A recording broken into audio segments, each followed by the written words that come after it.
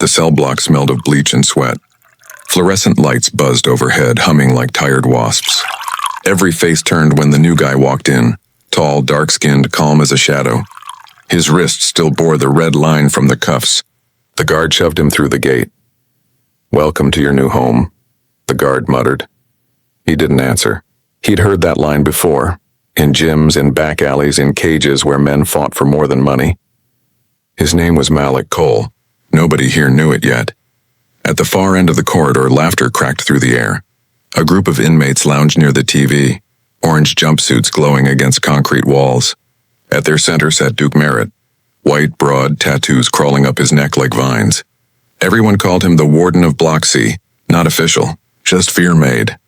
"Fresh meat," Duke said, grinning without humor. "Look what they sent us." Malik met his gaze once, then looked away. He didn't lower his head, just moved to his assigned bunk, silent, eyes sweeping the room like a fighter scanning the ring. "Hey!" Duke called again. "I'm talking to you, rookie." Malik folded his blanket, precise, methodical.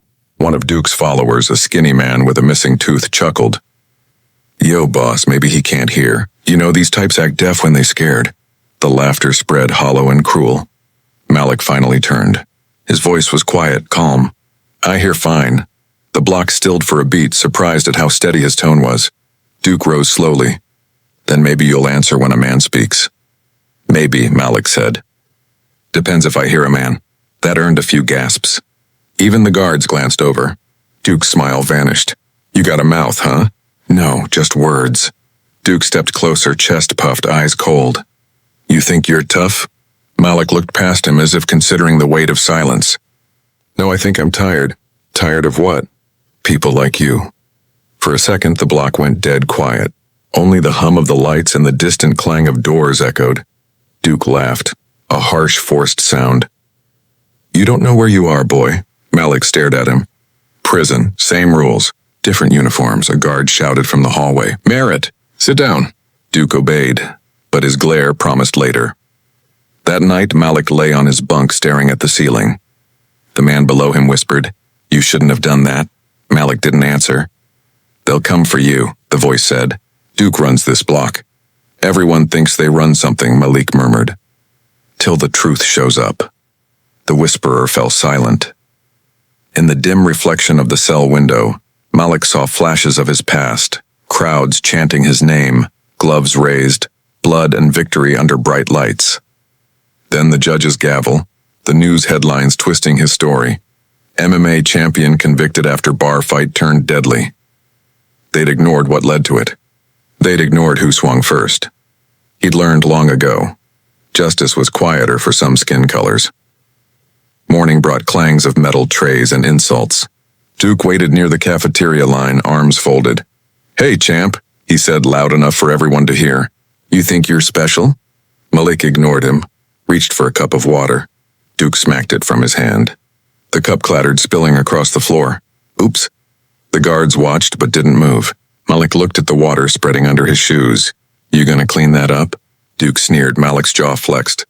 "No." Duke stepped closer until their chests nearly touched. "You better learn your place." "I know my place," Malik said. "Do you?" Something shifted then. A few inmates moved back, sensing the storm. Duke threw the first punch. It was clumsy, wide, born of arrogance. Malik sidestepped. The sound of air splitting was louder than the impact that never came. The second punch, blocked. The third caught mid-swing. Malik's hand closed around Duke's wrist, gentle yet final. "Stop," Malik said, but Duke didn't. He lunged again. Malik ducked, pivoted, and in one fluid motion swept Duke's legs out from under him. The man hit the ground hard, breath gone. Gasps filled the cafeteria. A guard shouted, "Break it up," but didn't move fast enough. Malik stepped back, hands raised. "I told him to stop," he said. Duke groaned, clutching his ribs. "You think this is over?" Malik looked down at him.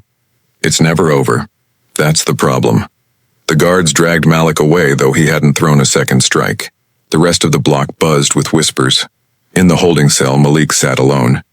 Hours passed. The door finally creaked open. A lieutenant stepped in, gray-haired, weary eyes. "You've been here 2 days and already stirred up trouble." Malik didn't respond. "You broke one of my best inmates. He attacked me." That's not what his buddies say. Figures, Malik said softly. The officer leaned closer. Listen, Cole, keep your head down. I don't care who you were outside. In here, you're just another number. Malik met his gaze. That's what they said outside, too. The man hesitated, then left without another word. Back in his cell, the other inmates looked at Malik differently, half fear, half respect. Duke stayed in the infirmary that night. Rumor spread fast. By lights out, someone whispered, "He's ex-military." Another said, "Nah, underground fighter. Killed a guy with his hands." Malik ignored them. Truth didn't matter. Perception did. As darkness settled, the bunk below creaked.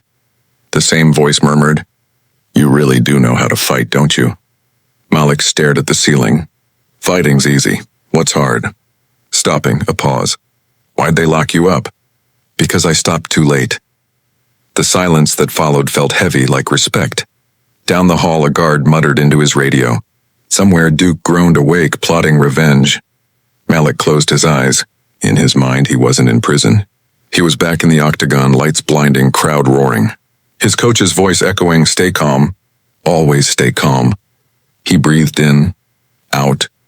Tomorrow would bring something worse. He knew it, but calm was his weapon now. Outside, thunder rolled across the yard. Inside, a quiet storm had just begun. The next morning smelled of burnt coffee and metal. Malik's knuckles ached even though he hadn't really hit anyone. In the chow line, eyes followed him like cameras. Whispers crawled along the tables. He didn't eat much. Hunger and peace were strangers here. Across the room, Duke limped in, ribs wrapped in white gauze under his orange shirt. His crew surrounded him, whispering revenge. Malik kept his gaze on the tray, spoon scraping quietly. "Cole," Duke said, voice rough. Malik didn't look up. "You think you made a fool out of me?" Malik's spoon stopped mid-air. "You did that yourself." A few inmates snickered before hiding their smiles. Duke's glare sliced the air. "You ain't walking out of here alive." Malik stood carrying his tray to the bin. "Neither are you if you keep talking like that." The guard at the door watched but said nothing. That was the rule. Let the animals police themselves. Later in the yard, the sun hit the razor wire like fire. Malik walked the track alone, counting steps. Every lap was a rhythm, every shadow a lesson. He remembered his coach's voice again. Control the breath. Control the fight.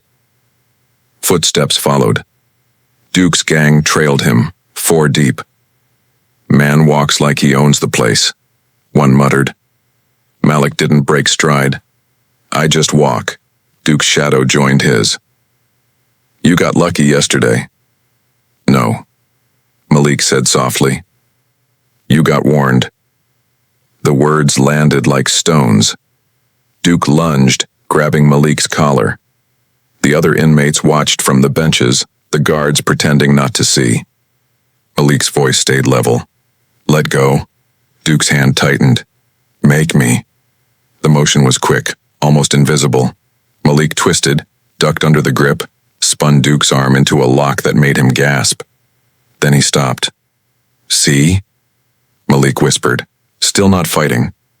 He released him and walked away. Duke staggered, face red with fury and shame. That night, Malik was pulled from his cell.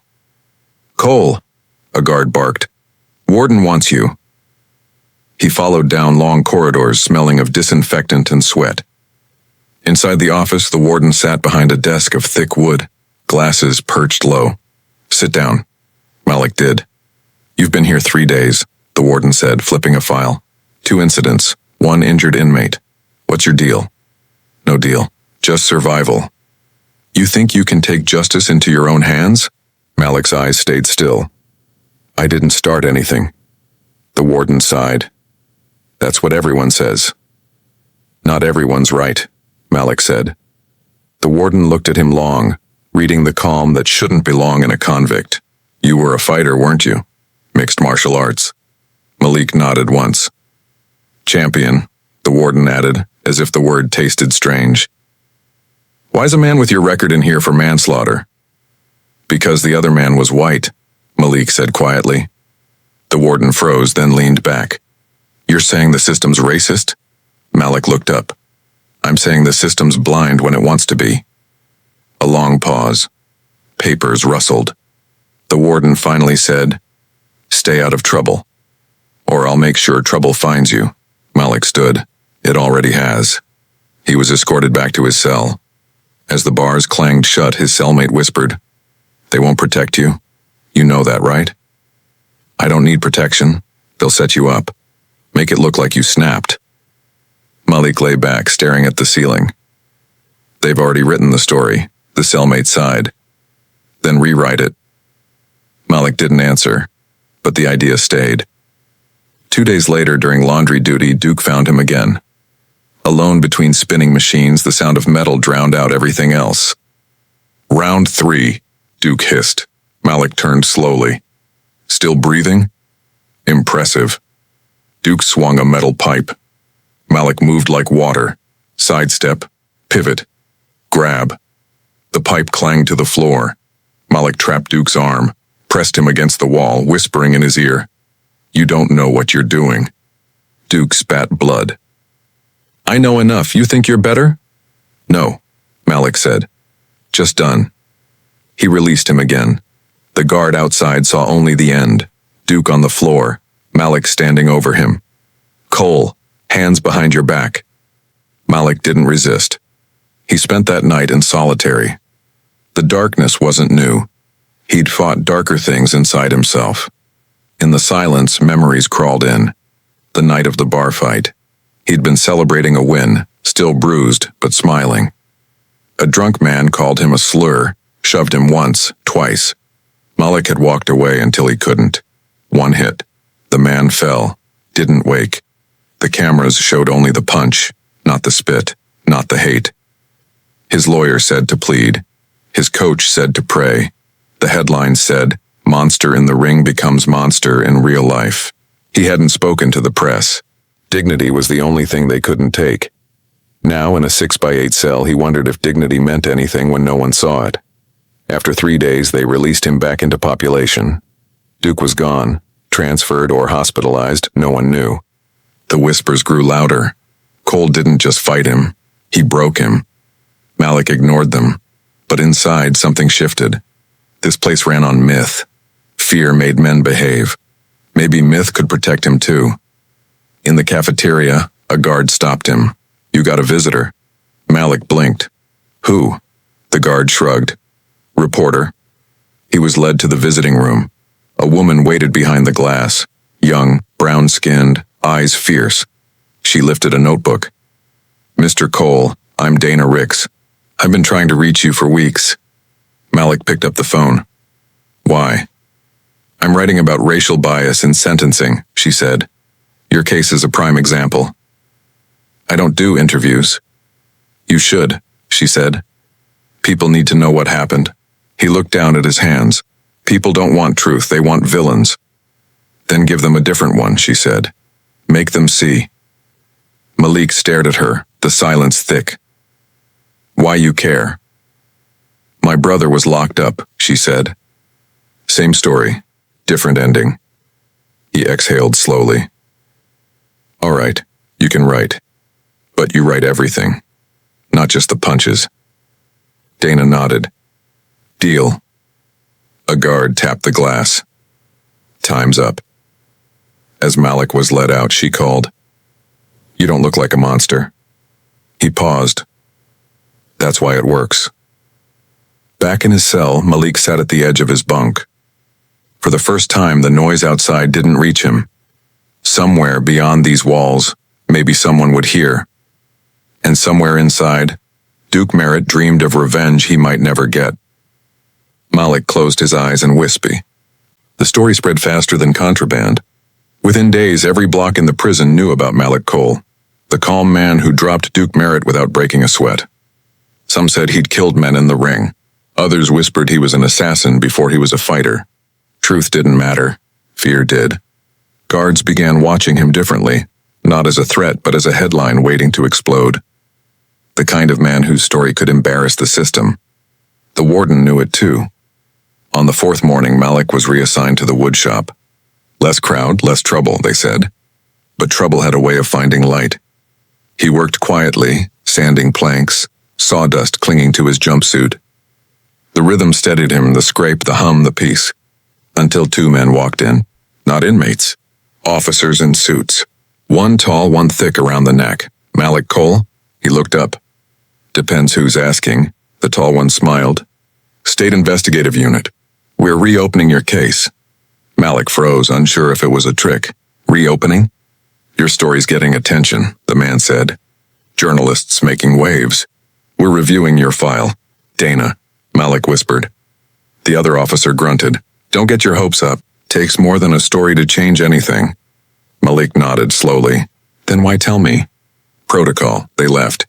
The sawdust swirled behind them like ghosts. That night, Malik sat on his bunk, thinking of Dana Ricks. Her words echoed. Make them see. Maybe for once someone was trying. His cellmate Dion leaned on the bars. You really think they care? I don't know, Malik said. But truth's a stubborn thing. It don't stay buried forever. Dion laughed softly. In here it does. Malik looked up. Maybe not this time. The next morning the yard buzzed with tension. Duke was back. Bandaged but burning with humiliation. His crew walked around him like loyal dogs. Malik felt the air change the moment Duke's eyes met his. It wasn't anger anymore, and it was desperation. During lunch, Duke stood on a table. Y'all think this guy's some hero? He shouted. He ain't nothing but a killer. No one answered. Even his own followers hesitated. Power was slipping. Malik didn't look up. That was worse than fighting. Indifference. Duke jumped down, marched to Malik's table. Look at me when I'm talking to you. Malik chewed slowly, swallowed, and said, You're still talking. Duke's hand shot out, grabbed Malik's collar. Again. But this time, before Malik could move, the guards were already there. Enough, the lieutenant barked. Merritt, you're on thin ice. Duke glared at Malik, hate twisting his face. You think she's gonna save you? That reporter girl? You're still a dead man. Malik didn't blink. You first. The guards shoved Duke away. The cafeteria murmured, the rumor machine spinning. Malik finished his meal in silence. That night, as the lights dimmed, he felt something change in the air. A tension like before a storm. He lay awake, breathing slow. Hours later, the lock clicked. His cell door opened, quiet as breath. Two shadows slipped in. He didn't move until the first knife glinted. Then everything slowed. The hum of his heart, the rhythm of his breath. He rolled from the bunk as the blade came down, caught the attacker's wrist and twisted. The knife clattered. The second man swung wildly. Malik ducked, slammed his shoulder into the man's chest, driving him into the wall. Who sent you? Malik hissed. No answer. Just the shuffle of fear. He disarmed the second man too, pinning him down. The first one scrambled up and ran, bleeding. Malik didn't chase. He just stood there, breathing heavy, both knives at his feet. The lights flicked on. Guards shouted. Guns raised, down now! Malik dropped to his knees, hands behind his head. They dragged him out again, solitary, no questions, no justice. Inside the concrete box, he sat in the dark, replaying every move. Two men, not random. Someone had opened his cell. Someone with keys. The system wasn't protecting him. It was testing him. He thought of Dana again. Maybe she'd find out. Maybe not. 3 days passed. No food, no sleep. Just his heartbeat for company. On the fourth day, the door opened. The warden entered with 2 guards. You've made a mess, Cole. I defended myself. 2 injured inmates say otherwise. They'd be dead if I didn't hold back. The warden's jaw tightened. You think restraint makes you noble? No, Malik said. It makes me alive, the warden leaned in. You've embarrassed me, my staff, and this institution. But don't worry. I'll fix it. How? By burying you deeper. Transfer paperwork's already signed. Malik met his eyes. Where to? North County Maximum. No visitors, no noise, no reporter. Malik smiled faintly. You're scared of a pen? The warden straightened. I'm scared of a man who doesn't know when to stay down. He left. The cell door clanged shut like a coffin. Malik sat for a long time after that. Then slowly he began to breathe again, deep, deliberate. The way he used to before a fight. Calm wasn't surrender. It was control. Days later, he was shackled and loaded into a transport van. Rain drummed against the roof. The driver didn't speak. The guard beside him looked uneasy. Halfway there, the van stopped. Malik frowned. Why are we stopping? The guard checked his radio. I don't know. The back door opened. Duke Merritt climbed in, grinning. Miss me? Malik's eyes narrowed. This how it ends. Duke pulled a shiv from his sleeve. Ends for you, maybe. The guard turned away. Complicit. Malik felt the engine rumble, rain pounding harder. Duke lunged. The blade flashed, but Malik was faster. Even in cuffs, he sidestepped, twisted, and rammed his shoulder into Duke's chest. The blade sliced air. The driver shouted, "What the hell's going on back there?" Malik slammed Duke's head into the metal wall. You never learn, he said. Duke spat blood. You're dead, Cole. Even if I don't do it. Malik's voice dropped to a whisper. Then do it right now. They froze, eyes locked, breathing in sync, predator and survivor. Then the guard shouted again. Sit down. Malik did. Duke slumped, wheezing. When they arrived, the storm outside had broken. Malik stepped off the van, drenched but his face calm. The guards looked at him like a man walking to his own legend. Inside the new facility, a voice on the radio crackled. Inmate transfer complete. Subject, Malik Cole. Classification, extreme risk. Malik looked up at the iron gates closing behind him. Round 4, he whispered. The new prison was colder. Everything echoed here. Footsteps, whispers, fear. Walls weren't painted gray. They were gray. Malik could feel the difference the moment the steel doors shut behind him. This wasn't a place for punishment. It was a place for forgetting. They stripped him, searched him, handed him new clothes. Number, bed block, a guard with a square jaw said, You keep your head down, you'll be fine. Malik nodded once. He didn't believe him. Inside block F, the air was heavier, thicker with tension. Men here didn't talk much. They watched. Predators, all of them. He found his bunk, folded his blanket, sat down. A white-haired inmate on the bottom bed glanced up. They say you're the fighter. Malik didn't look at him. People say a lot. I saw you on TV once, the man said. You were different then. You smiled, Malik's lips twitched. That was another lifetime. Name's Joe, the old man said. Don't worry. I ain't like the rest. Malik nodded, saying nothing. That night, as the lights dimmed, he heard the murmurs again. Not about Duke this time, but about the journalist. Dana's article had hit the public. A story about racism, injustice, and a silent system. The guards talked in low voices. Some angry, some nervous. By morning, everything changed. The warden of North County called him in. A tall woman with sharp eyes and a voice like gravel. Mr. Cole, she said, your name's everywhere. I didn't ask for that. No, she said. But the world doesn't care what you ask for. You're trending. Hashtag justice for Malik. People are protesting outside. Malik blinked slowly. And you? I run a prison, not a PR campaign. He leaned forward slightly. Then why am I here? Her eyes narrowed. Because someone wanted you out of sight. Maybe that's changing. She slid a folder across the table. Inside were printed headlines. Champion or convict? Was Malik Cole framed? America's cage of color. He stared at them, then closed the folder. Truth's late to the fight. Better late than never, she said. When he returned to his cell, Joe grinned. You're famous again? Fame got me here. Yeah, Joe said. But maybe it'll get you out. Malik didn't answer. Hope was dangerous in places like this. Later that day, while mopping the hall, he caught whispers from 2 guards near the gate. Governor's asking questions, one said. Whole case might reopen. The other spat. Man kills someone, now he's a hero? Please. Malik kept cleaning. He'd learned to let words pass through him. But deep inside, a small pulse of something. Not pride, not revenge, like something steadier. Justice breathing. At dinner, a letter waited on his tray. No return address. Just handwriting he recognized. Dana, he opened it carefully. They're listening now. But it's not over. The video from the bar surfaced.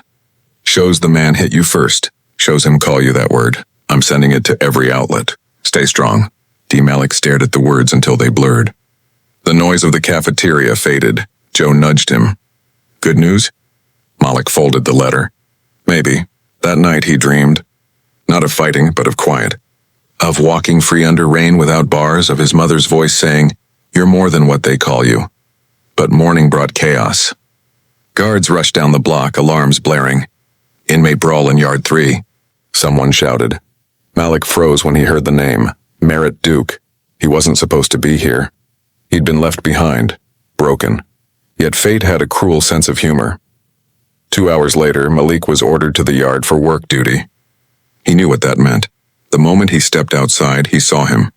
Duke Merritt, bruised but alive, standing near the weight benches, talking to a guard who looked the other way too long. Their eyes met. Duke smirked. "Round 5, champ," Malik said nothing. He walked to the edge of the yard, started stacking weights, calm and deliberate. Duke followed. "You thought you'd run from me? Different prison, same rules." Malik set a plate down. "Still chasing ghosts, huh?" Duke's grin vanished. "You made me a joke." "No," Malik said. "You did that yourself." Duke swung. Not a punch this time, a dumbbell. Heavy, slow. Malik ducked. The weight slammed the ground, cracking concrete. Inmates shouted, forming a circle. Guards didn't move. Malik stood still. "Walk away, Duke." "Not this time." The second swing came faster. Malik blocked it with his forearm, pain shooting up to his shoulder. He countered, one elbow, sharp and clean. Duke stumbled, blood blooming from his lip. Gasps rose around them. Malik didn't press. "You done?" Duke spat. "You think you're better than me, boy?" Malik's expression didn't change. "I think I'm not you." The crowd hushed. Words sharper than fists. Duke charged again. Malik sidestepped, swept his leg, and pinned him. The weight bar rolled away. Malik leaned close, whispering, "You could have walked away." Duke strained. "You think this changes anything?" "It already did," Malik said. Guards rushed in, batons ready. Malik raised his hand, stood. The warden's voice boomed from the balcony. "Enough!" Yards closed. Everyone froze. They dragged Duke one way, Malik another. As Malik was led out, he saw the cameras, small red lights blinking above the fence. Every second recorded. Later in the warden's office, she said, "You realize that fight was caught on video?" Malik shrugged. "Good. Maybe people will see what happens when you corner someone too long." She studied him. "You could have killed him." "I could have," Malik said. "Didn't." Silence stretched. Then she nodded slowly. "You might get your hearing sooner than you think. The public's watching, and the governor doesn't like bad optics." Malik met her gaze. "I'm not optics. I'm truth." The warden smiled faintly. "Let's hope they see that difference." That night, Malik sat in his bunk, hands clasped. Joe asked quietly, "You ever scared?" Malik took a long breath. "All the time. So why don't you show it?" He looked at the wall, gray, endless. "Because fear's what they want to see. Calm makes them nervous," Joe chuckled. "You're one strange fighter, Cole. Maybe that's why I'm still breathing, lights out." The hum of the prison softened into the slow rhythm of survival. In the dark, Malik whispered to himself, "Control the breath. Control the fight." Outside, protesters chanted his name. Inside, the walls listened. Somewhere between those echoes, a reckoning was being born. The next morning began with silence. No yelling, no clanging trays, no Duke. Just silence thick enough to taste. Malik woke before the bell, eyes already open. He'd slept in half breaths, waiting for what the world would throw next. At roll call, Duke was gone again. Rumors floated, transfer, hospital, or maybe the whole. Malik didn't care which. Survival wasn't victory. It was just endurance. After breakfast, a guard approached him. "Call. You got a call." "Legal team." Malik frowned. "I don't have a lawyer." "You do now," the guard said, handing him a slip with a name written in blue ink. Dana Ricks. He followed the guard to the phone room. The line clicked. "Malik?" "Yeah." Her voice sounded different through the static. Tired, but alive. "They're reopening your case officially. I talked to the DA's office myself. They found new evidence." "What kind of evidence?" "Video footage, eyewitness testimony, statements from your trainer. It shows the other man started it. Shows the slurs, the shove, everything." Malik said nothing for a long moment. "And that's enough?" "It should be," Dana said softly.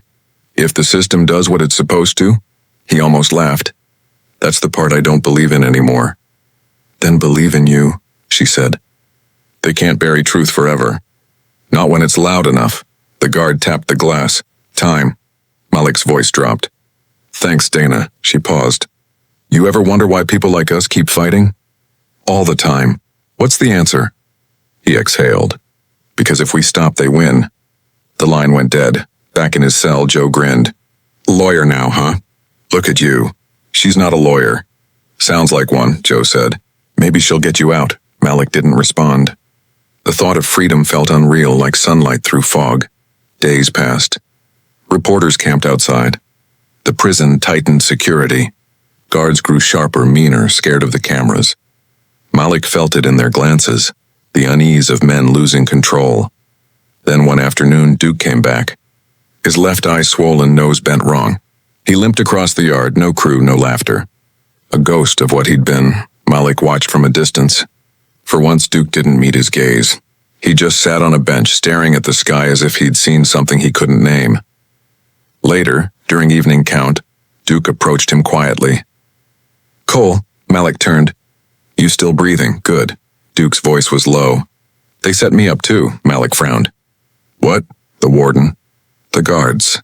They made us fight. Every time you hurt me, they get overtime, transfers, new contracts. You were their show. Malik stared at him, saying nothing. Duke continued. They told me you called me a name. Said you bragged about it. I was too dumb to see the strings. Malik's jaw tightened. So what now? Duke looked down. Now I pay for it. He walked away, shoulders sagging. For the first time, Malik didn't feel anger. Just the heavy sadness of knowing both of them had been used. That night, thunder rolled again. Storms loved prisons. Maybe they felt at home above all the metal. Malik sat on his bunk listening to the rain. Joe snored below him. The intercom buzzed. Inmate Cole, prepare for transport tomorrow.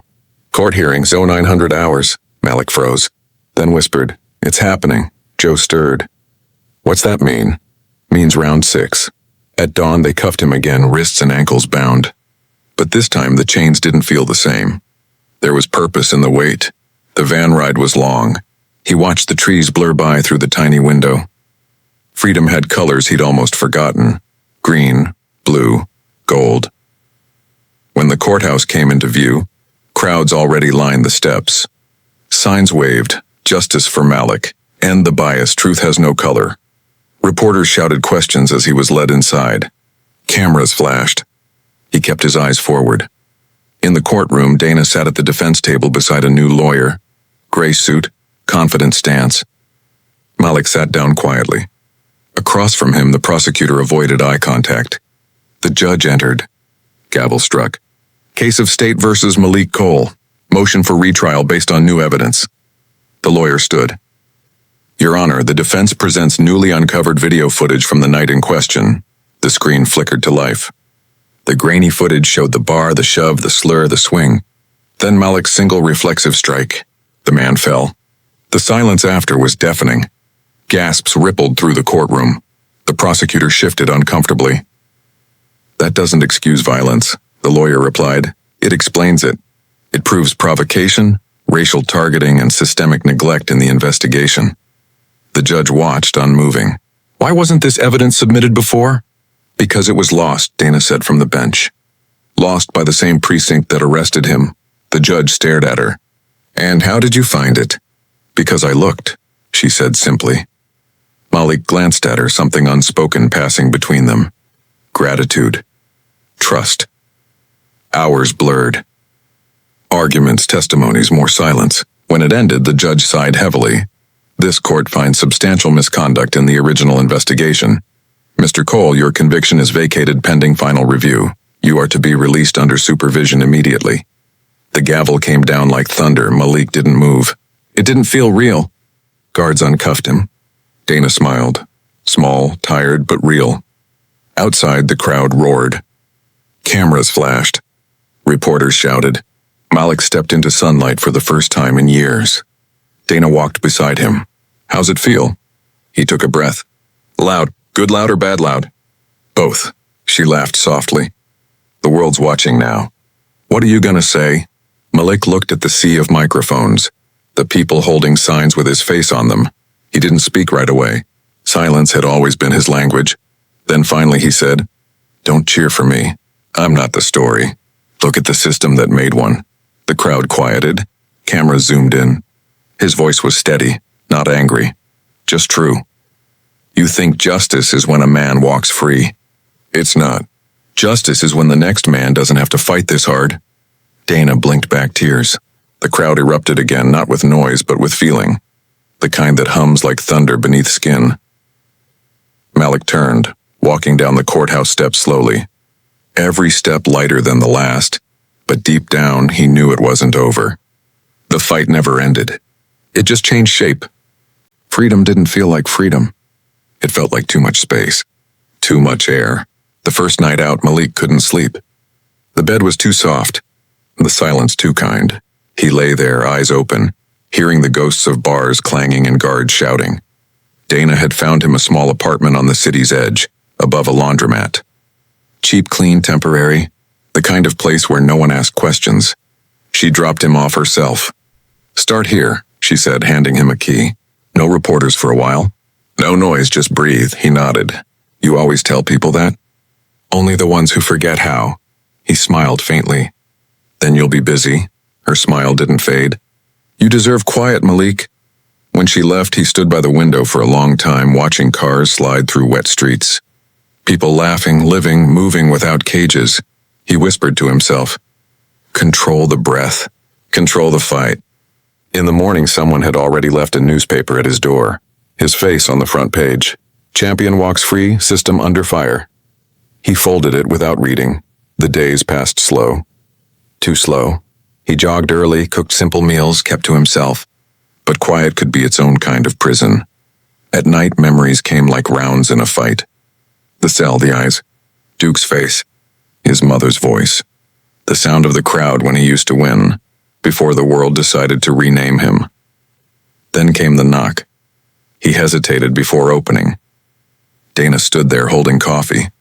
"You look worse than you did in prison," she said, still adjusting. "Mind if I come in?" He nodded. She sat, looking around the bare room. "You need furniture." "I need peace first."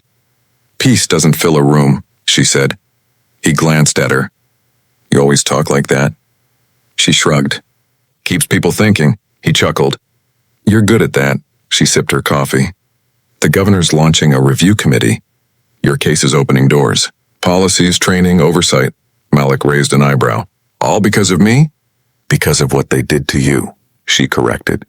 "Your story's becoming bigger than both of us." He looked out the window. "That's dangerous." "It's necessary." Silence sat between them, heavy but calm. Then she said quietly, "They found Duke Merritt." Malik turned. "Where?" "He died 2 nights ago. Heart failure in custody." He stared at her, not speaking. "I thought you'd want to know." He sat down slowly. "No one deserves to die in there." Dana nodded. "Even the ones who made you suffer?" "Especially them." For a while, neither spoke. The sound of the city below filled the room. Finally, Dana said, "You could disappear now. No one would blame you." "I tried disappearing once," Malik said. "Didn't work." "Then what will you do?" He leaned forward, elbows on his knees. "Tell the truth. Not for revenge, for balance," she smiled softly. "You sound like my editor." He looked at her. "You ever get tired?" "All the time," she said. "But tired people still change things." When she left, the room felt smaller again. But his mind was clearer. That night he sat at the table with a pen and a blank page. He started writing. Not a statement, not a speech, just memories. The cage fights. The arrest. The silence of the cell. The moment he realized dignity was stronger than any punch. He wrote until sunrise. A week later, Dana called. "You might want to turn on the TV." He did. News anchors spoke over flashing footage. Protests, debates, politicians arguing about prison reform. Then the headline, "State Attorney to issue public apology to Malik Cole." He exhaled, slow and deep. Not satisfaction. Just release. Dana's voice came through the phone. "They're holding a press conference tomorrow. They want you there." "Want me to say something?" "Yes, anything you want," he paused. "That's the problem. They want words, not change." "Then give them both," she said. The next day, the courthouse steps were crowded again. Cameras, microphones, faces he didn't know. Dana stood beside him, calm, hands folded. The state attorney stepped up first. "Today we acknowledge the wrongful conviction of Mr. Malik Cole. We extend our apology." Malik's voice cut through the air. "Don't." The crowd hushed. He stepped forward. "Don't apologize to me. Apologize to the mothers who buried sons for things they didn't do. Apologize to the ones still locked up because no one's filming their story. The official froze, unsure what to say. Malik continued, voice low but clear. You don't fix injustice with words. You fix it with change. And change starts when people stop pretending not to see. Dana watched, tears in her eyes. The crowd murmured, a wave rising slow and powerful. A reporter shouted, Mr. Cole, what's next for you? Malik thought for a moment. I'm gonna teach. Teach what? He smiled faintly. How to fight without fighting. The microphones buzzed, recording every breath. After it ended, Malik walked away quietly. Dana caught up. You sure about teaching? He nodded. Violence taught me nothing. Discipline did, she smiled. Then maybe that's what the world needs. Weeks passed. The headlines faded, replaced by new scandals. But Malik kept his word. He opened a small gym in the same neighborhood he grew up in. No ring, no trophies, no noise. Just mats, gloves, and silence. The walls were white, the air smelled of new paint and second chances. Kids came first. Angry ones, lost ones, quiet ones.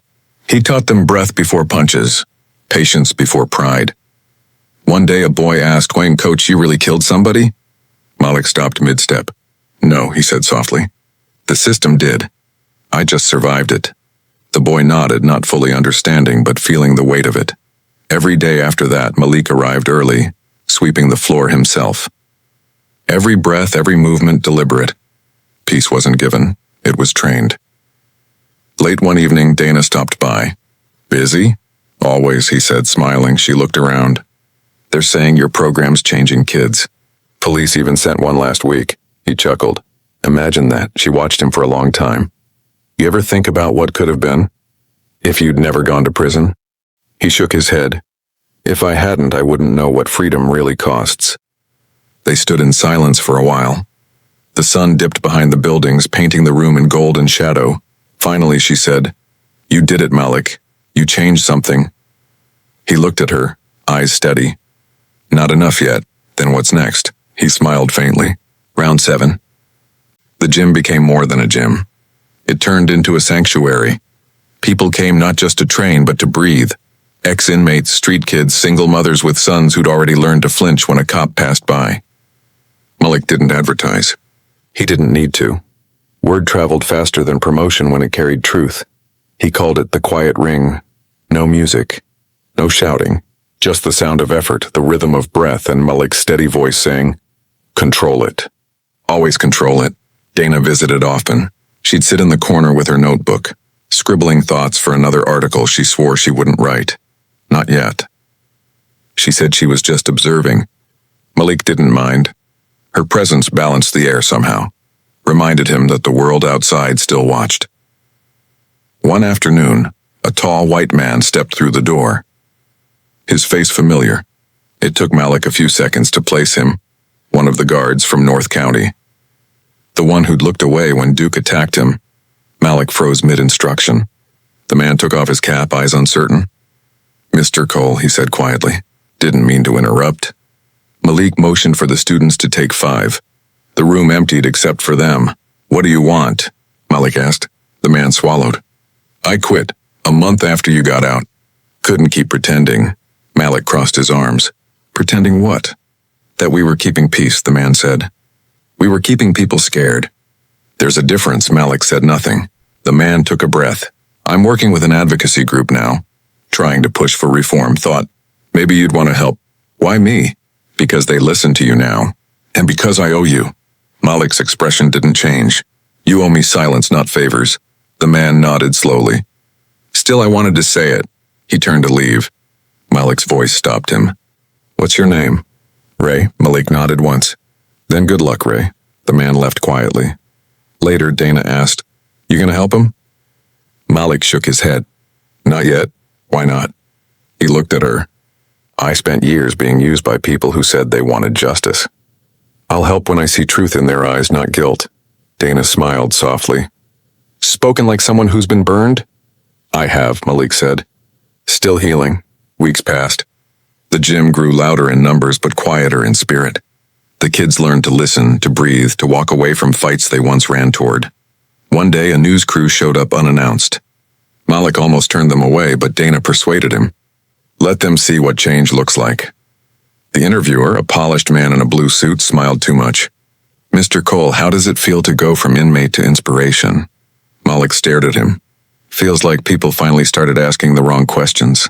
The interviewer blinked. Wrong questions? They ask how I survived, Malik said. Not why I had to. The man tried to smile again. But you've rebuilt your life. No, Malik interrupted. I built something new. The old one's gone.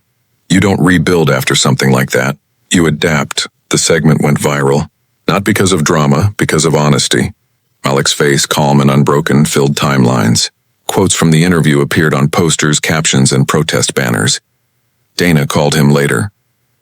You realize you're turning into a movement again? I didn't mean to, he said. That's what makes it real, she replied. But fame had teeth. People started showing up at his door. Reporters, opportunists, politicians trying to ride the wave of redemption. Malik turned most away. Then one night, a knock came that didn't sound like the others. Slow, hesitant. He opened the door to find a woman standing there. Middle-aged, nervous, holding a photo. Mr. Cole? She asked softly. Yes. I'm the mother of the man from the bar. The air froze. Malik's pulse stilled. You mean? She nodded, eyes glistening. Yes, him. I saw your interview. I had to come. Malik stepped aside, gesturing her in. Please. She sat at the small kitchen table, clutching the photo, a younger version of her son, smiling.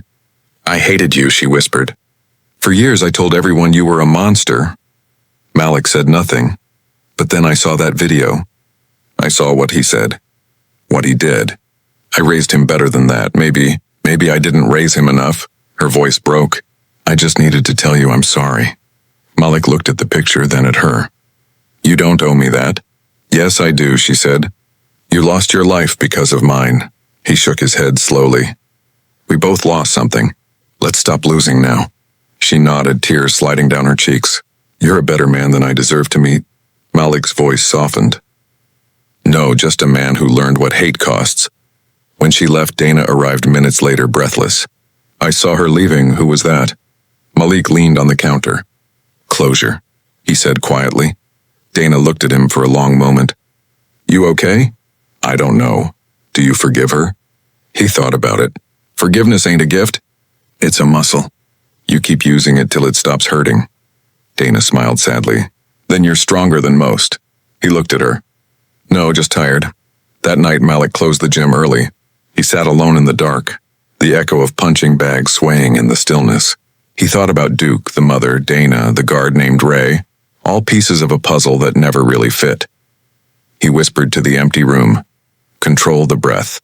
Control the fight. Outside rain fell again. The same sound as prison storms, but softer now. Cleansing. When he finally stood, he looked around the gym and saw what he had built.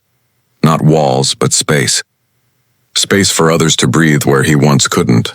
He walked to the door, flipped the sign to closed, and stood there for a long time, watching the streetlights flicker. In the reflection of the glass, he didn't see a fighter or an ex-convict or a symbol. He just saw a man, human, flawed, alive. He smiled once, faint but real, and whispered, Round 7's over. Months passed. The world moved on, but Malik Cole never did. He lived quietly, trained quietly, taught quietly. His gym was full most nights, but he still ended every class the same way. The lights dimmed, the room silent, his voice low. Control the breath. Control the fight. Outside, new storms were brewing. Politicians spoke his name for their own causes. Celebrities wore shirts with his face printed bold. Social media called him the fighter who forgave. It all felt hollow. They didn't know the nights he still woke choking on silence. Dana came by less often now, busy with her growing platform. Her book, The System's Shadow, had just hit shelves. It opened with Malik's story. He hadn't read it yet, didn't need to. He lived it. One evening, while he was locking up, a black SUV pulled up outside. Two men stepped out, suits sharp, movements official. Malik watched them without fear. Mr. Cole? One said. Federal inquiry. We're looking into North County. Corruption, abuse, cover-ups. We'd like your testimony." Malik leaned on the doorframe. "You want me to talk about ghosts?" The man shook his head. "No. We want you to help bury them." He thought about it. "If I do, it's not for you." "Then for who?" Malik looked past them at the quiet street. "For the ones still inside." They nodded. "We'll be in touch." That night, Malik couldn't sleep. His mind dragged him back. The smell of the cells, the cold concrete, the sound of Duke's laugh before it broke. He walked to the gym, barefoot, lights off. He stood in the center of the mat, closed his eyes, and began shadowboxing. Slow, precise, controlled. Every movement a memory. Every breath a reckoning. By dawn, sweat soaked his shirt, and the ghosts were quieter. A week later, the hearings began. Cameras, microphones, the same courthouse steps he once walked in chains. Dana was there too, this time not as a reporter, but as witness. She caught his eye before he entered. "You ready?" "I was born ready," he said. Didn't know it back then. Inside, the courtroom buzzed. Lawyers, journalists, former guards, all faces from another life. Malik took the stand, oath steady, voice calm. "Mr. Cole," the prosecutor said, "did you witness or experience organized abuse within the facility?" "Yes." "How often?" "Every day." The room went still. He continued, voice even. "Abuse wasn't a mistake. It was policy. Fear was currency. Pain was order. We were the product." The prosecutor leaned forward. "Product? They broke men to justify their paychecks. We were the reason they got funded, the reason they kept their jobs. More violence, more control." A guard from the old prison sat in the back, face pale. Malik saw him but didn't look away. "Did you ever see evidence of coordination among the staff?" Malik nodded. "Yes. Inmates were pitted against each other on purpose, sometimes for entertainment, sometimes for distraction. Can you give an example?" Malik's eyes hardened. "They made Duke Merritt attack me. Lied to him. Said I called him something I didn't. They filmed it. Used it for training. They wanted to see how long I'd stay calm." A murmur spread through the room. The prosecutor asked, "How do you know this?" "Because one of them told me later, after he quit." The prosecutor nodded. "Do you know his name?" "Yes." "Ray Holden." Gasps echoed. The cameras zoomed in. After the hearing, reporters swarmed. Dana stood nearby, silent. Malik brushed past the microphones, not speaking until they were clear of the noise. She touched his arm. "You just blew the door off the system." He looked at her. "Doors were never the problem. It's the people who keep locking them." Her smile was sad. "You think they'll listen this time?" "I don't care if they do. I just wanted it on record." That night, Malik returned to the gym. The mats were empty. He turned on the lights and stood alone. For the first time in years, the silence didn't hurt. He picked up the phone, called his mother. It had been years. The line rang twice. "Hello?" "Ma." The pause was long. Then her voice cracked. "Malik?" "Yeah." "Oh, baby," she said, voice trembling. "They said you were free, but I didn't believe it till now." "I'm sorry," he whispered. No. You don't apologize for surviving. I made mistakes. Everybody does. But not everyone learns from them." He closed his eyes. "I just wanted to hear you say my name again." She laughed softly through tears. "You always were dramatic." He smiled. "Runs in the family." When he hung up, the world felt smaller and larger at the same time. The ghosts had names now. The pain had purpose. Weeks later, the North County report hit headlines. 15 officers charged, 2 wardens removed, several cases reopened. Malik's testimony was quoted everywhere. But he refused interviews. He told Dana, "Let the truth speak. I'm done performing." She respected that. Still, the noise outside grew. Documentaries, think pieces, political debates. Everyone wanted a piece of his calm. He gave them nothing. One afternoon, while sweeping the gym, a young man walked in. 17, maybe 18. Nervous but determined. "You the guy from TV?" he asked. Malik didn't look up. "Used to be." "My brother's locked up," the kid said. "Said you changed things. He told me to find you." Malik finally looked at him. "What's your name?" "Terrence." "You fight?" "Sometimes. Mostly life." Malik nodded. "Then you're already trained." He handed the boy a pair of gloves. "Put 'em on." Terrence hesitated. "What are you going to teach me?" Malik smiled faintly. "How not to lose yourself." They trained till sunset, neither talking much. The rhythm filled the space. Breath, motion, silence. When they finished, Terrence said, "Feels like I could breathe again." Malik nodded. "That's the point." Later, Dana visited. She watched Terrence leave and said, "You're building an army, you know." Malik shook his head. "No, just peacekeepers." She smiled. "Same thing." He laughed quietly. "Maybe." As she turned to leave, she said, "You ever think you were meant for this, not fighting, teaching?" Malik looked at the mats. Maybe this was the fight all along. The door closed behind her. He stood in the fading light, breathing slow. Outside, the city roared, restless and loud. Inside, Malik Cole found stillness, the kind earned through pain, not peace. He whispered one last time, to no one in particular. Round 8. Winter crept into the city like regret. The cold made everything slower. Footsteps, words, even memory. Malik still opened the gym every morning before sunrise. Still swept the same floors, still whispered the same mantra. Control the breath. Control the fight. But something inside him had shifted. Peace had settled, yes, but so had weariness. The kind that lives in the bones. Dana came by with her notebook again. She wasn't writing anymore. She said it was habit now. She watched as Malik corrected a boy's stance, guiding his hands with the same care he once used to destroy men in cages. "You ever miss it?" she asked later as they sat on the steps outside.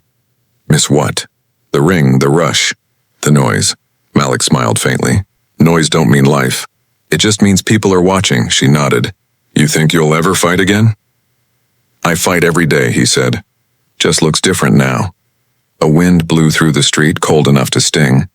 Dana wrapped her coat tighter. "You know, I got invited to speak at a conference next week. Justice reform. They asked about you. What did you tell them?" "That you'd say no," he chuckled. "You know me too well." "Yeah," she said softly. "That's the problem." He looked at her, studying the exhaustion behind her smile. "You've been running too long, Dana. Sit still sometime." She exhaled. "If I sit still, I remember too much." "Then remember," he said quietly. "That's how we stay human." They sat in silence, watching the city breathe. Cars passing, kids yelling somewhere far off. 2 days later, Malik received a letter with no return address. Inside was a single line. "They're reopening the Duke Merritt inquiry." He read it 3 times, unsure what it meant. Duke was dead. There was nothing left to reopen. That night, a car idled outside the gym. Malik noticed, but said nothing. The same car returned the next evening, lights off, engine purring like a threat. He called Dana. "Someone's watching." "Could just be fans." "No," he said. "Fans don't sit in silence," she hesitated. "You want me to come by?" "Not yet." The next night, the car didn't come back. But a brick did, through the front window of the gym, shattering glass across the floor. When Malik rushed outside, all he saw was taillights disappearing into the dark. He stood there in the cold, blood dripping from a small cut on his cheek, and whispered round 9 then. By morning, the news had spread. Reporters called it backlash. Malik called it truth showing its teeth. Dana arrived before sunrise with coffee and anger in her eyes. "You should have called the police," she said. He shrugged. "I don't trust people with badges anymore. Malik, this isn't prison. You can't fight everyone. I don't plan to." He looked at the broken glass. "But I won't hide either." They cleaned together in silence. When they finished, she said, "You could move. Start fresh somewhere else." He shook his head. "This is where it started. This is where it ends." Later that week, a detective visited. Older man, tired eyes. He said he was reopening Duke's case because something didn't add up. "What doesn't?" Malik asked. "His death. Autopsy's gone. Medical records, too. Someone erased him off paper." "Why tell me?" "Because you're the only name that still scares them," the detective said.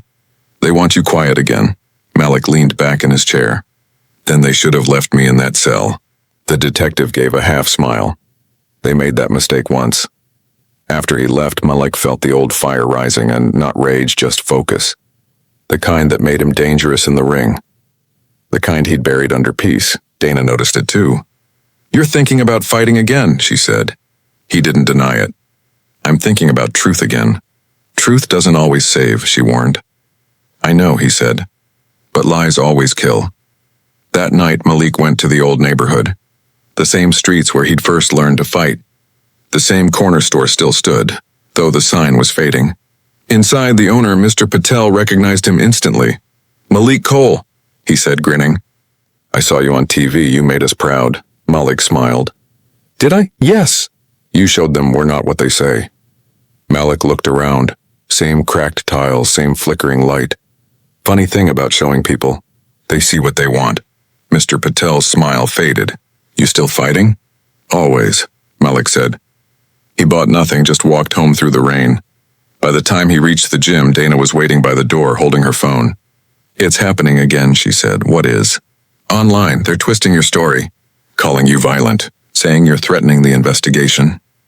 Malik exhaled slowly. "Didn't take long. They'll ruin everything you built." He looked around the gym. The mats, the gloves, the quiet walls. "Then I'll build again." She grabbed his arm. "You can't keep rebuilding from ashes." He met her eyes. "That's the only place truth ever starts." They stood there, thunder rolling above them.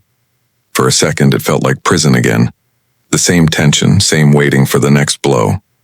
Later that night, Malik sat in the dark, watching the rain streak down the broken window. He whispered to himself, "Calm, always calm." But he wasn't calm. He was ready. At dawn, he opened the gym early. The kids came in unaware of the storm outside. He taught them like nothing was wrong. Breath, balance, patience. After class, one of them, Terrence, lingered. "Coach," he said, "people online saying bad stuff about you. It's not true, right?" Malik knelt to eye level. "People said worse before." "Didn't change who I am," the boy nodded. "They scared of you," Malik smiled gently. "Then they're finally learning." When everyone left, Dana walked in, face pale.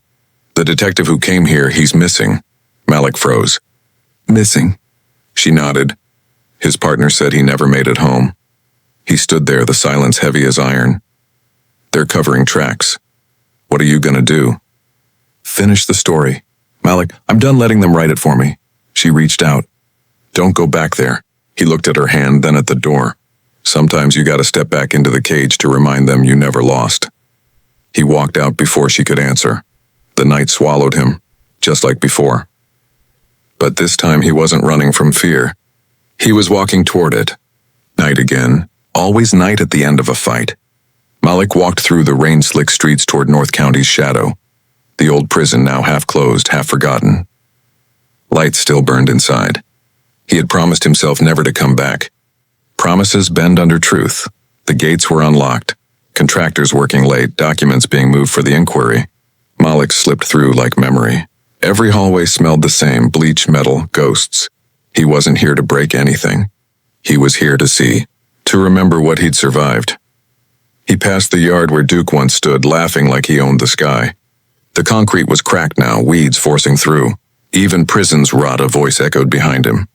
"You shouldn't be here." Ray Holden stepped from the dark, flashlight in hand. "Older, wearier. You still attract trouble, Cole." Malik didn't flinch. "You said you quit." "I did. They pulled me in to file reports. Place is being gutted." "Then why are you nervous?" Ray looked around. "Because files disappear. People too." Malik's jaw tightened. Like the detective, Ray nodded once. He got too close. "Someone high up wants this buried again." Malik stared at the empty yard. "Then we dig louder." Ray handed him a thin folder. Copies, proof of the recordings. They filmed everything, like you said. Not just you and Merritt, others. Malik took it carefully. Why give this to me? Because I can't live with it anymore, Ray said. And because you're the only one they can't silence. Before Malik could answer, headlights swept across the fence. Another car. Doors slammed. Men in plain clothes moving fast. Go, Ray hissed. They can't find you with that. Malik's voice stayed calm. If I run, it never ends. You don't understand. I do. He stepped forward, folder under his arm, meeting the approaching men halfway. One called out, Mr. Cole, you're trespassing. Just visiting history, Malik said. Hand over the documents. No, they closed in. Rain thickened. Lightning flashed white across wet concrete. For a moment, everything looked like the cage again. Movement, breath, silence before violence. The first man lunged. Malik sidestepped, grabbed the wrist, turned it gently, disarmed him without harm. You don't want this fight, he said. The second swung a baton. Malik blocked, pushed, let him fall on his own momentum. It was over in seconds, no rage. Just control, Ray shouted. Enough! Malik dropped the baton, hands open. It's done. But it wasn't. One more man raised a gun. You move, you die. Malik stood still. Rain dripped from his chin. His voice was barely a whisper. You already killed enough. For a long moment, nobody breathed. Then a siren wailed in the distance, real police this time, summoned by noise. The men backed away. Ray looked at Malik, shaking. You're insane. Just consistent, Malik said. When it was over, he left the folder with Ray. Get it to Dana, he said. She'll know what to do. Ray nodded, eyes wide. What about you? I'll be fine. He walked out through the same gate he'd entered. The rain eased to drizzle. Each drop felt like absolution. By morning, the footage was everywhere. Dana had published it. Leaked recordings of staged fights, bribes, guards laughing over men bleeding. The story exploded again. North County shut down within days. Arrests followed. Names fell. Malik stayed silent through it all. He didn't want credit. He wanted quiet. Reporters waited outside the gym begging for comment. He ignored them. Only when Dana came did he speak. You did it, she said, voice trembling. We did, he corrected. They're calling you a hero. He looked at the mats. Heroes don't bury bodies in their memory. She stepped closer. So what are you then? He thought about it. A reminder. Of what? That calm isn't weakness, she smiled sadly. The world's never going to forget you. I hope they do, he said. For their own peace. Weeks later, the gym filled again. New faces, old pain. Malik watched Terrence teach a smaller kid how to breathe through fear. He didn't interrupt. The boy was learning the right lessons, not fists, but restraint. After class, Terrence approached. Coach, someone left this for you. It was a letter. No name, just a seal from the governor's office. Malik opened it slowly. Inside, a full pardon, formal recognition of wrongful imprisonment, and an invitation to speak before the state assembly. He laughed softly.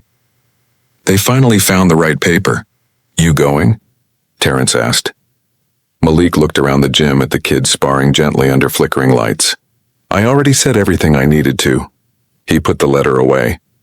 That night, Dana visited again. They'll pay you. You deserve it, he shook his head. Money can't buy silence, and silence is all I want. She looked at him. So this is it? You just teach and disappear?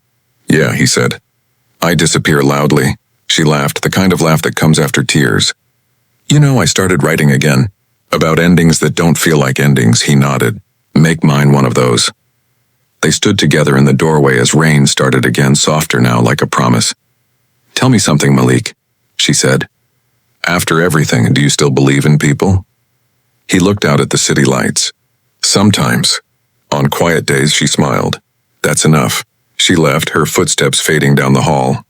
Malik turned off the lights, sat in the dark, listening to the hum of the street below. For the first time in years, the silence didn't remind him of a cell. It reminded him of peace. He closed his eyes. Saw Duke's smirk, his mother's smile, Dana's pen, Ray's trembling hands, the faces of kids learning to breathe. All of it one long fight, not for victory but for dignity. He spoke softly to the darkness. I used to think fighting was about who hit harder. Turns out it's about who stays standing when nobody's watching. The world threw fists, words, bars, and silence. I learned how to catch them one by one and put them down without hate. Because hate's just another cage. He took a slow breath, steady and sure. They called me the deadliest fighter. Maybe they were right. I killed the part of me that needed revenge. Outside, the rain stopped. The city exhaled. He rose, crossed the gym, and opened the door to dawn. Light spilled across the floor, golden and calm. He whispered his last lesson to no one and everyone at once. Control the breath. Control the fight. Then let go.